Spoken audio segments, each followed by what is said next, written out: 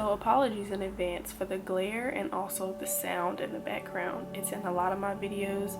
My house is so thin. It's like living in a paper box. So you will hear outside activity. But I just came on here to kind of vent. Well, I wouldn't say, yeah, I guess it's venting. To just kind of speak for the distant person in your life. Because maybe I can shed light on why some people go distant, as someone who's gone distant plenty of times and spends a lot of time isolated with minimal stimulation from the outside world. And I think I can speak for a certain type of distant person when I say that we are exhausted. That is why we're distant. That is why we don't answer the phone. We don't reply back very quickly. We don't return your phone calls for long periods of time. That's why we don't want to hang out. We haven't watched that show that everybody's watching. We haven't kept up with what's going on because we're exhausted. We're exhausted. And it's not that we don't care about you. It's not that we don't wonder if you're okay. It's not that we don't want to help you. But we're exhausted. Overstimulation is a real thing. And if you're going on a sort of self-reflective journey, I won't call it a spiritual journey. Let's just call it self-reflection. And you're trying to process the last years of your life and trying to process the person that you want to be from here on out, the things you want to do, etc., etc. That is a huge responsibility, and it comes with a lot. And being realistic about the world, the people in your life are going through things too. And naturally, they lean on their support system. But the problem with this particular distant friend or family member, I use friend loosely, I mean family member, friend, significant other, and everything in between. The problem with this particular distant person is they may be one of the only ones in your circle or the only ones in their community of people. And so a lot of people rely on them. And so if you add going on your own journey and picking up things you've learned and sharing it with people, it kind of puts you in this default category of a therapist, a problem solver, a know-it-all, a strong person. And it's not because you gave yourself that title. It's because you kind of fell into it by default, by kind of tackling things that the average person is not tackling. Or, just appearing more put together since you are going on such a complicated journey. Just simply appearing more put together. And so people lean on you a lot. And it's exhausting. And a lot of times they don't mean it. Some people mean it, but a lot of times they don't mean it. And even more times than that, the distant person doesn't have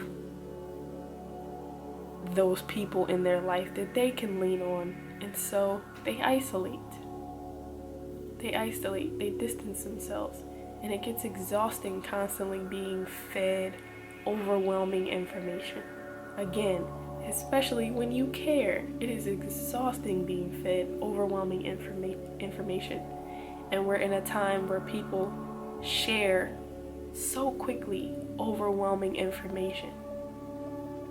It's emotionally heavy information, it's triggering information, it's traumatic information, and it's exhausted.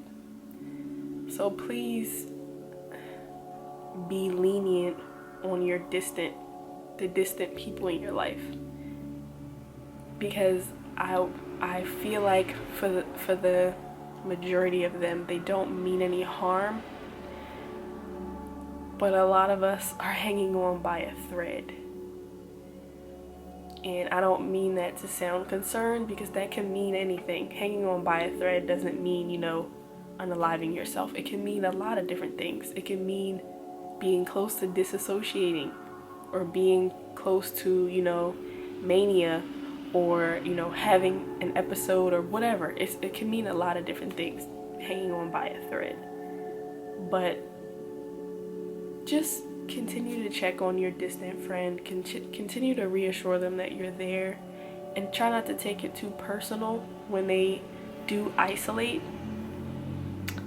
And also for the distant people, recognize that being distant will come with repercussions. Some people won't stick around, and you just kind of have to be okay with that and understand. But I just really felt it necessary to speak on it because, sometimes you just gotta fall back. You need to fall back and process or not process and feel nothing. Like, how many days I wake up and wish that I could feel nothing?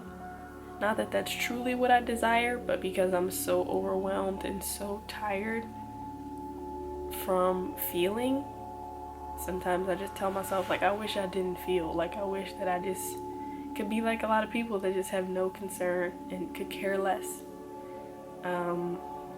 And I know truly deep down that's not who I want to be, but on bad days, it feels like that's what I want. I just don't want to engage. I don't want to be a part of. I don't want to care. I don't want to think, But yeah, I just felt it necessary to speak on the distant person because I think it's important to give grace to the distant people in your life. If you want to, it's your prerogative. It's a huge gray area and there's a lot of stimuli that goes on either side. But I think in general, give grace to the distant people in your life. And on the other end, for the distant people, be understanding that some people may not stick around for that. Some people require more attention. Some people require more consistency, and that's okay. That's their boundaries. That's their standards in their life. But yeah, that's all I wanted to say. I'm gonna get off here because clearly it's getting really busy outside and it's gonna irritate me really bad. So let me know your thoughts in the comments. Are you a distant person in someone's life? Do you have distant people in your life, and have you been, confused about what's going on with them? Have you wondered about what's going on with them? Yeah.